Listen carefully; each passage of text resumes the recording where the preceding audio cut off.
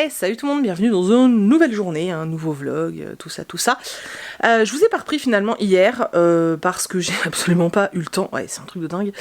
En fait j'avais commencé une lecture et j'ai lu que 30 pages, ensuite j'ai fait un live Instagram sur le compte Instagram de Dimitri, donc de la chaîne Odimi, voilà. Qui était vachement sympa, franchement c'était super cool, ça m'a pris la soirée, donc du coup voilà, je vous ai pas repris, puis j'avais rien de spécial à vous dire, donc il n'y avait pas vraiment d'intérêt. Donc voilà, là on est du coup mardi, je crois qu'il est pas loin de midi, voilà. Ce matin j'ai procrastiné à mort, mais en fait c'est un peu, j'ai l'impression, le thème principal. En plus, il fait un temps, je vous jure, mais il fait nuit, il fait... Ah, c'est caca, j'ai dû allumer la lumière.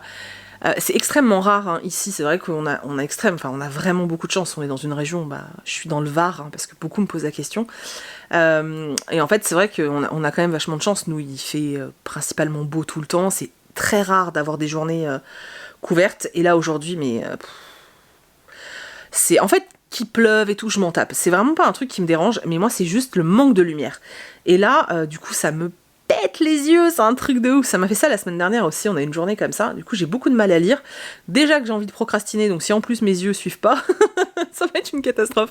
Bref, du coup ce matin j'ai mis le vlog en ligne, j'ai été voir vos commentaires, j'ai commencé à y répondre, j'y réponds au fur et à mesure, c'est cool. D'ailleurs je voulais vraiment vous remercier, parce que c'est vrai que je vous l'ai dit hein, dans le dernier vlog, que c'était important qu'on puisse avoir ces échanges, et en fait il y en a pas mal qui ont joué le jeu, donc c'est vraiment super cool, donc je compte sur vous pour continuer à jouer le jeu, c'est vraiment... c'est important pour moi en fait, très sincèrement, c'est pas pour... très honnêtement, c'est pas du tout pour remonter dans les recherches YouTube et tout, parce que ça m'intéresse pas. Soyons honnêtes, plus il y a de nouveaux qui ne me connaissent pas, etc., plus je me tape des commentaires à la con. Donc en fait, ça m'intéresse pas, ce genre de choses. Moi, c'est juste pour échanger avec vous, vous qui êtes là depuis longtemps, et avec qui j'échange déjà régulièrement, et puis ceux qui d'habitude sont silencieux et qui là ont peut-être l'occasion de montrer qu'ils sont présents. Voilà! Quelle longue intro, c'est une catastrophe. Du coup, j'ai commencé un bouquin, je vais vous montrer, attendez, je vais me casser la figure. Donc j'ai commencé L'embaumeur de Montmartre de Fleur Anna. Alors moi j'aime beaucoup les couleurs de la couverture, voilà, c'est un objet livre qui est extrêmement beau. À l'intérieur c'est un plaisir hein, pour la lecture, attendez je vous montre. C'est un plaisir parce que vous avez, vous voyez comment c'est décoré de partout comme ça, c'est super joli. Par contre les marges sont bizarres dans ce bouquin, et je sais pas si c'est dans tous les MXM, en tout cas dans celui-là c'est... Attendez. Interrompu par le lançage de balles de bibouille.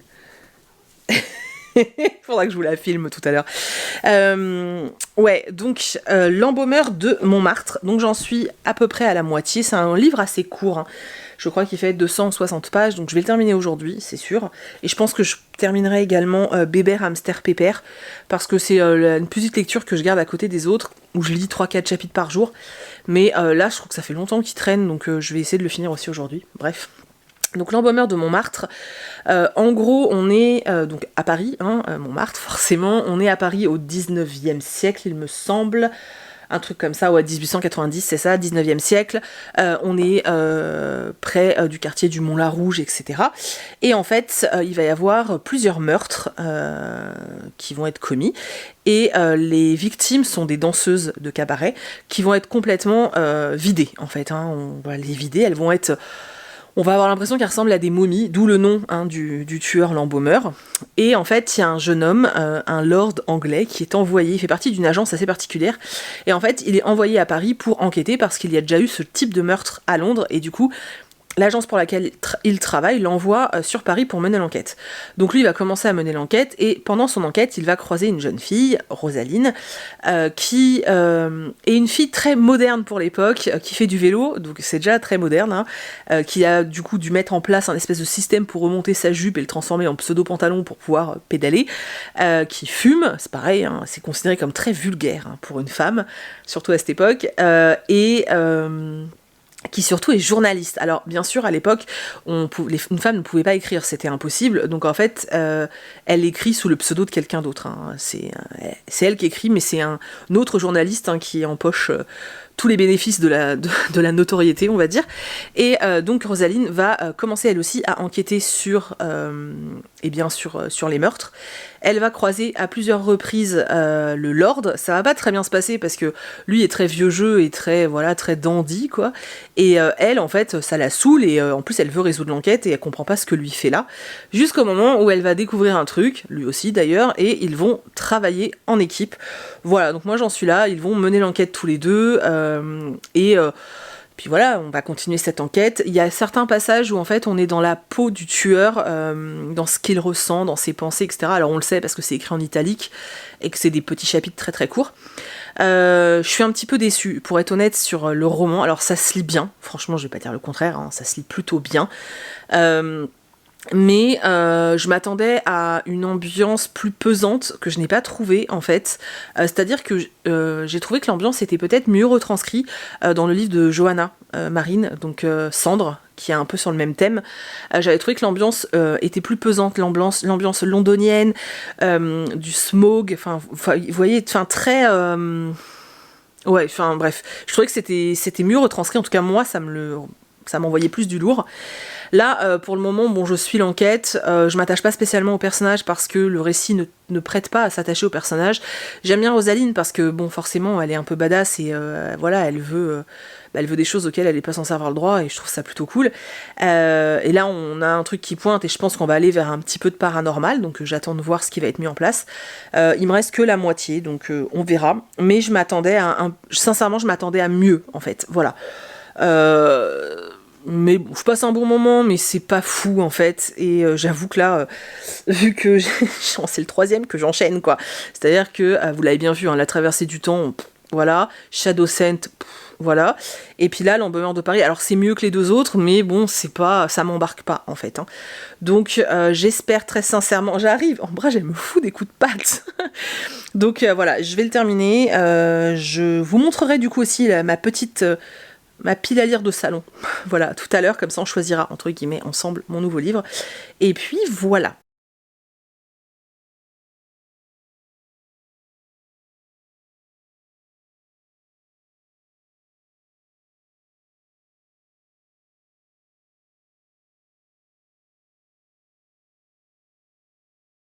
Bon, je vous reprends dans la journée. Je viens d'aller faire un petit tour avec Meiko dans le parc. Il fait froid. C'est extrêmement chelou. Hier, il faisait très chaud. Hein. J'étais limite en t-shirt. Et là, c'est caillé le fion. Hein. Voilà. J'ai terminé l'Embaumeur de Montmartre. C'est une énorme déception. Voilà, je vais être honnête, c'est une énorme déception. Après, j'ai passé un bon moment de lecture, mais je m'attendais à vachement mieux. Déjà, je m'attendais pas à ce qu'il y ait du fantastique dans cette histoire, et du coup, ça m'a déplu, parce que c'est pas ce que j'en attendais, voilà. Tout simplement, hein, c'est une question d'attente. Vous avez vos attentes de lecteur, et puis quand c'est pas ce que vous y trouvez, vous êtes un peu déçu. Donc déjà, ça m'a déçu, parce que clairement, c'est pas ce que j'attendais de l'histoire. Et alors je vous ai déjà fait le résumé, franchement par rapport à ce que je vous ai dit ce matin, j'ai rien à ajouter parce qu'en fait il n'y a rien de plus. Hein. J'ai trouvé que l'enquête était... en fait elle était sans fond en fait, enfin il n'y avait pas de profondeur dans l'enquête, c'était... on te dit juste qu'ils mènent une enquête, ils vont au point A interroger Madame Y, ils vont au point B interroger Monsieur X, et là ils se disent « Ah, peut-être que en fait on a mal regardé ». Voilà, alors après, peut-être que c'est parce que je lis des thrillers, et encore, je suis pas une experte, tu vois, mais voilà, j'ai trouvé que l'enquête en elle-même était bien creuse. Maintenant, j'ai bien aimé l'ambiance. Alors, pas l'ambiance... Ce matin, je vous disais que je trouvais que l'ambiance 19e, un peu pesante, avec un meurtrier et tout, n'était pas, à mon sens, et c'est vraiment juste à mon goût, pas assez présente. Par contre, l'ambiance 19e siècle... à Montmartre, avec cette jeune fille un peu badass qui veut pas... Arrête de manger la plante verte, toi! Qui veut pas clairement se laisser faire. C'était assez sympa. Il est en train d'escalader tous les meubles pour me bouffer. Tu vas être malade! Arrête, Kitsune. C'est pas le moment, je peux pas t'emmener chez le veto, moi. Hein. Arrête, petite crapule. Regardez cette crapule. Il est là, hein, et il essaye d'escalader pour bouffer cette plante. Alors, voilà, là c'était où j'avais posé mon appareil photo. Je le mets où maintenant, Kiki? Je le mets où? Oh! On te voit pas, t'es trop noir. Kitsu? Oh! mais comment il me snob, vous avez vu? Donc voilà, bon par contre, ce que je reprends sur le livre, par contre ouais, l'ambiance, enfin... la position de la femme et tout à cette époque est plutôt retranscrite de façon un peu correcte. Voilà, je pensais qu'on serait un peu plus dans l'univers du French Cancan, mais c'est pas vrai, il y a Ombrage maintenant qui vient nous embêter, mais on va jamais y arriver les gars. Voilà, donc c'était sympa, sincèrement je vais pas dire le contraire, c'était sympa, j'ai passé un moment de lecture sympathique. Maintenant je suis quand même hyper déçue par rapport à mes attentes. Et je vous dis là, ça fait 3 bouquins que j'enchaîne qui sont une grosse déception et ça commence à faire beaucoup, hein, voilà. Bref, ça reste franchement une bonne lecture, faut pas avoir des grosses attentes. En même temps, c'est ma faute, c'est-à-dire qu'en fait, j'avais tellement envie de lire ce livre et je m'étais mis, je sais pas, je m'étais mis martel en tête. En gros, tu vois, j'étais vraiment... je sais pas, je sais pas pourquoi je m'étais enjaillée comme ça. Surtout qu'il est très court, donc j'aurais dû me douter. Hein. Après, ça n'enlève rien. Alors, la qualité du livre, et à la fin, vous avez plein de trucs comme ça, là, de dessins. Et non, c'est vraiment chouette parce que... alors on te dit que c'est du steampunk, mais moi je trouve pas que ce soit réellement vrai. Par contre on te parle de le Lord là qui mène l'enquête, qui fait partie de l'agence. Lui il a des appareils assez... voilà, un truc qui pourra plus tard devenir un téléphone, des choses comme ça. Et voilà, c'était rigolo, mais pareil, peut-être pas assez développé. Mais c'est normal, il est assez court, donc voilà. Du coup, il va falloir que je trouve ce que je lis. Alors, ce que je me suis dit, c'est que ça a été l'occasion aussi de vous montrer ma pile à lire de salon. Alors, j'ai 2 piles à lire. J'en ai une qui est dans le bureau, là, mais je peux pas y aller parce que Chris est en télétravail, donc il est en train de bosser. Et une que je mets dans le salon. Alors, une plus petite, hein, dans le salon, forcément. Et en fait, dans le salon, c'est celle... Alors, c'est pas une pile urgente, parce que je considère pas avoir de pile à lire urgente. C'est plutôt la pile à lire des livres qui me font vraiment le plus envie et que je n'ai pas envie de laisser traîner. Alors, je l'ai re-rangée il y a pas longtemps, tout simplement parce que du coup, j'ai mis dans le fond tous les services presse des romans qui ne sont pas... Enfin, dont la sortie a été retardée. Et puis j'ai mis les autres devant en fait hein, pour avancer. Donc je vais vous montrer tout ça. Donc au niveau de la vue d'ensemble c'est ça, avec un chat qui essaye elle aussi d'attaquer ma plante verte, mais décidément je vais pas y arriver. Donc voilà, vous avez comme ça. C'est juste ces 2 étages, parce qu'après en bas ce sont des BD. Ce sont 2 étages, mais il y a... voilà, c'est doublé quoi, là aussi. Et du coup on va regarder un peu de plus près. Voilà, ensuite vous avez ceux-là qui me font très envie, en sachant que celui-là je vais pas le lire tout de suite. Parce que l'histoire a l'air assez triste et j'ai pas envie d'un truc triste. Donc voilà, vous avez L'âme vive d'Ariel Holz, Moitié d'âme de Disney, de réécriture Disney. Le tome 2 des Entremondes qui me fait extrêmement envie. Le Margaret Atwood, Les Testaments, que j'ai très envie de lire aussi. Le Garçon du sous-sol qui a l'air génial. Je pense que vous l'avez très peu vu en plus. C'est un collection R jeunesse. Je vous mets le résumé. Faites pause si ça vous intéresse. Mais sincèrement, ça a l'air génial. Ensuite, on a le tome 2 de Grim Lovelies. Franchement, je me suis fait attaquer par le chat. Voilà, j'ai celui-ci qui me fait très envie. Mais comme je viens de lire le Fleurana qui est un peu dans le même registre, bah, je vais pas y aller. J'ai Blé Noir aussi qui me fait très envie. Ensuite, là, vous avez donc une deuxième rangée. Et derrière, en fait, j'ai des livres qui sont allongés. Voilà, j'en ai pas mal. Sauf qu'il y en a plusieurs, je sais que...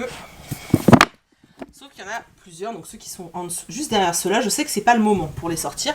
Du coup, je les ai planqués. Par contre, j'ai gardé le tome 2 d'Iscari et Zoumansi. Ombrage, qu'est-ce que tu fais? Bibouille, qu'est-ce que tu fais? Parce que voilà, je les ai gardés ces 2-là à portée de main, parce que ceux-là, par contre, j'ai très envie de les lire. Ensuite, du coup, là, on a une romance de chez MXM. Celui-ci qui me fait super envie.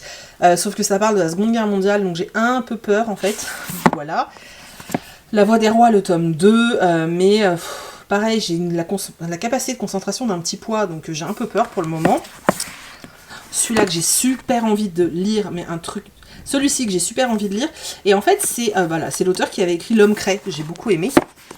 Les Virgin River, 3, 4, 5, 6. Le tome 2 d'Origine, de Jennifer Armentrout. Le tome 2 de Cendre Lune. Les Épées de Glace, Druide. Mais ça, je ne les dirai pas tout de suite, c'est trop exigeant. Et ça. Le Printemps de la Villa Rose, donc c'est Cedar Cove le tome 2. Et je me dis pourquoi pas, ça peut être sympa. Ensuite, à l'étage du dessous, vous avez tout ça. Donc là, ce sont tous les pockets jeunesse que j'ai envie de lire prochainement. Voilà, je vous les montre. Donc vous avez l'Académie le tome 2, que j'avais prévu là comme lecture tout de suite. Mais j'hésite, donc je sais pas encore, mais peut-être maintenant. Le Grand Saut, Les 4 filles du docteur March. Le Royaume évanoui, Sherlock et Moria. Nevermore 2, Interfell 2, I Am Still Alive, mais je suis pas sûre de le lire maintenant, et celui-ci qui me fait très envie. Mais j'avoue que j'ai peur que le sujet soit un peu dur, étant donné que ça part quand même du 11 septembre. Donc j'hésite encore. Voilà. Donc ça, c'est tous les PKJ que j'ai envie de lire. Là, vous avez une petite sélection des livres de poche qui me font très envie. Sachant que les Toni Morrison, c'est pas du tout le moment de les sortir, je vais pas y arriver, c'est pas possible. Le Todd Strasser que je devais relire, c'est pas le moment non plus. Par contre, les Draconis, pourquoi pas. Celui-là me fait très envie. Très très envie. Mais vraiment. Nosferatu de Joe Hill. Je vous mets le résumé si vous voulez. Hop. Faites pause. Hein. J'ai trop envie de le lire, un truc de ouf. Voilà. Le Chant d'Achille me fait super envie aussi. Mais c'est pareil, je suis pas sûre que ce soit le moment de le lire. Et là, on a quelques romans aussi que j'ai très envie de lire. Alors, j'ai envie de thriller, donc c'est vrai que Les Refuges pourraient être pas mal, mais je sais pas, j'ai peur de passer à côté. Les 5 cartes brûlées aussi de Sophie Loubière pourraient être pas mal. Donc un de ceux qui me fait le plus envie là, c'est Evelyn May et Nell pour un monde plus juste de Céline Nichols. Voilà, chez Hatier, qui parle en fait de féminisme. En Angleterre, il me semble, oui, ça, à Londres, dans début du XXe siècle. Sauf que, bah voilà, explosion de la Première Guerre mondiale, donc est-ce que ça va changer les choses ou pas? Il me fait super envie, il est hyper bien noté. Donc voilà, et du coup, c'est ce que je vous disais, derrière cela, ça aussi, ça me fait super envie. Et derrière cela, vous avez en fait donc des romans, des services presse. Il y en a un autre encore à côté. Ce sont des livres en fait qui devaient sortir là en avril, mais qui du coup, dont la sortie est retardée. Et du coup, je vais pas les lire parce que je peux pas vous les présenter, donc ça n'a aucun intérêt. Donc voilà, j'hésite entre ces trois là, qui sont bien différents. Alors on a des suites de sagas et on a celui sur le féminisme là. Donc j'hésite, sachant que j'ai adoré les Entremondes, le tome 1, j'ai beaucoup aimé le tome 1 de l'Académie. Sachant que l'Académie, l'avantage, c'est que c'est écrit extrêmement gros. Et il fait tout juste 300 pages, donc ça va être lu très vite. Les Entremondes, c'est pareil. Bon, c'est un peu plus dense par contre, je pense. Je ne sais pas. Et celui-là me fait quand même vraiment, vraiment très envie. Je suis perdue. Voilà, je suis complètement larguée, je sais pas lequel des trois je vais lire, je ne sais pas. Voilà. En tout cas, voilà, vous avez vu une partie de ma pile à lire. Peut-être que dans un prochain vlog, pas tout de suite, parce que tant que Chris est en télétravail, c'est pas possible. Peut-être que je vous montrerai le reste qui est dans le bureau. Et je ferai comme ça de temps en temps un petit peu des tours. Je pense que je vous montrerai dans le prochain vlog mon étagère spéciale Harry Potter. Ça peut être sympa aussi. Recoucou, on est mercredi, je suis complètement perdue. On est mercredi, je crois qu'il doit être 16 h, quelque chose comme ça. Je viens vous faire un dernier point. Je pense que ce sera le dernier parce que je viens de finir de monter la première partie du vlog. Et on est déjà à 18 ou 19 minutes. Et je vous ai dit que je voulais quand même rester sur des vidéos assez courtes pour pas que je galère trop à les exporter, en fait, c'est tout. Donc je pense que ça va être le dernier petit peut-être portion. Si je parle mieux, ça sera plus simple. Donc aujourd'hui, quels ont été les faits importants de la journée? Je me suis lavé les cheveux, voilà, c'est très important. Hein. On voit, la mèche blanche est encore plus blanche, voilà, bref. Non, après, qu'est-ce que j'ai fait? Le réveil a été difficile ce matin parce que avec Chris, on s'est remis à regarder Terrace House, donc qui est une émission japonaise pour ceux qui ne connaissent pas. C'est en fait 6 personnes, donc 3 garçons, 3 filles qui vivent dans la même maison. Alors c'est pas comme le loft, hein, parce que ils ont le droit de sortir, ils continuent leur vie et tout, c'est juste qu'ils deviennent colocataires. Et le but à la base c'est de rencontrer l'amour. On avait déjà regardé une saison qu'on avait adorée, mais vraiment, enfin... Pourtant il se passe pas grand chose, mais le truc est super addictif. Et alors là actuellement t'as envie d'éteindre ton cerveau, Terrace House c'est parfait. Hein. Et en fait on n'avait pas regardé les premières émissions. Donc là en fait on est en train de se faire celle qui se passe à Hawaï. Ça s'appelle Aloha State. Et en fait on est à fond dedans. En plus voilà, il y a plein de paysages de ouf. C'est plus américain que les autres émissions, parce que c'est vrai que d'habitude on est vachement dans la culture japonaise, et c'est vrai que leur façon de draguer, leurs échanges amoureux sont pas du tout les mêmes que nous. Ils ont pas les mêmes codes en fait, tout simplement.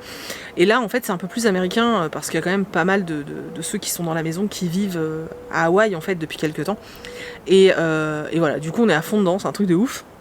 Et hier on s'est enchaîné, je sais pas, en fait on a regardé Pékin Express, et ensuite on est parti, on s'est mis dans le lit, on a commencé à regarder Terrace House, et on a enchaîné je crois jusqu'à 1h30 ou 2h du mat.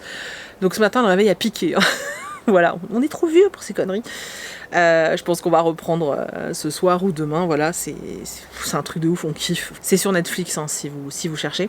Voilà, il y a une petite promenade avec Meiko dans le parc, donc je vous mets les images hein, comme quand je parle, en même temps que je parle. C'était assez sympa, Chris était d'humeur je joue à cache-cache derrière un tronc d'arbre, sauf que je dépasse du tronc d'arbre, donc c'est pas drôle. Voilà, c'était sympa, on s'est posé pour boire le café aussi sur la terrasse là où je suis actuellement, terrasse sur laquelle d'habitude on ne va jamais parce que on a un chemin juste à côté qui est très bruyant, et en fait d'habitude on s'y met pas parce qu'il y a trop de bruit et c'est chiant en fait, et là c'est très calme, donc on profite. Voilà, et puis là donc j'ai fait le montage et puis je viens surtout de terminer le roman que j'ai commencé hier et je vous ai même pas montré. Donc finalement hier j'ai choisi ça, donc Evelyn, May et Nell, pour un monde plus juste de Sally Nichols. C'était trop bien, franchement c'était trop bien, ça fait tellement, mais tellement du bien d'enfin aimer un bouquin, parce que je vous assure qu'en ce moment c'est les 3 derniers lus, voilà. Et celui-là était vachement cool. Alors c'est pas un coup de cœur ni rien, mais j'ai passé un super moment. Donc on est début du 20e, donc 1914, on commence un petit peu avant. Et ensuite 3 jeunes filles qui ont entre 15 et 17 ans en fait, donc on suit Evelyn, May et Nell, donc elles sont toutes les 3, elles se fréquentent pas forcément, hein. Evelyn est un peu fille de bonne famille on va dire, alors ses parents sont pas extrêmement riches, hein, mais alors ça se passe à Londres, j'ai oublié de vous le dire, mais voilà, elle est un peu fille de bonne famille, elle va à l'école, mais en fait elle va dans une école pour filles, donc on lui apprend des choses complètement, voilà, comment bien tenir sa maison, etc. Et elle, ça l'intéresse pas du tout, elle veut apprendre la littérature, elle veut aller à l'université, elle veut faire plein de choses et elle va découvrir le mouvement des suffragettes, et elle va y engrainer Teddy, qui est en fait un garçon qu'elle connaît depuis toujours et à qui elle est un petit peu destinée en fait, et elle se l'avoue pas réellement, mais au fond elle l'aime vraiment, ce jeune homme, et lui est très touchant parce qu'en fait il la suit dans tout ça en fait, il est d'accord avec elle, les seuls moments où en fait il freine des cas de fer c'est parce qu'il a peur pour elle, et que du coup il veut pas qu'elle soit blessée, il veut pas que voilà, sauf qu'elle elle a décidé qu'elle irait au bout des choses quitte à être emprisonnée.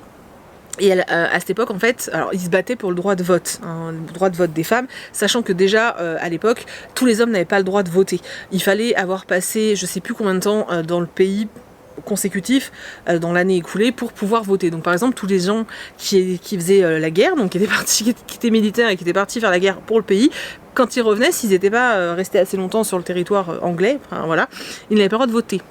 Génial. Et les femmes, dans tous les cas, n'avaient pas le droit de voter. Donc là, le mouvement des suffragettes, c'est vraiment pour ça, c'est pour avoir le droit de vote. Et en fait, donc voilà, Evelyn va partir un peu là-dedans parce que elle veut réellement obtenir ce droit de vote. Elle veut en fait avoir les mêmes droits que les hommes. Elle veut pouvoir travailler. Elle veut pouvoir étudier. Enfin voilà. Et elle va aller jusqu'au bout du bout. C'est-à-dire que suite à des manifestations, souvent les femmes étaient arrêtées et mises en prison. Et en fait, pour sortir plus tôt de prison, ce qu'elle faisait, c'est qu'elle faisait une grève de la faim, une grève de la soif. En général, quand elle commençait à être complètement affaiblie, on les libérait. Elle se requinquait chez elle et elle devait revenir pour finir leur peine. Donc voilà, Evelyn est dans cette position-là avec ce jeune homme qui la soutient. Et puis sa famille qui, elle, a du mal à comprendre en fait. Clairement, elle a du mal à comprendre. Ensuite, on suit aussi May, qui elle a une situation totalement différente, c'est-à-dire qu'elle vit toute seule avec sa mère qui fait partie des suffragistes. C'est pas tout à fait la même chose puisqu'elles sont contre la violence.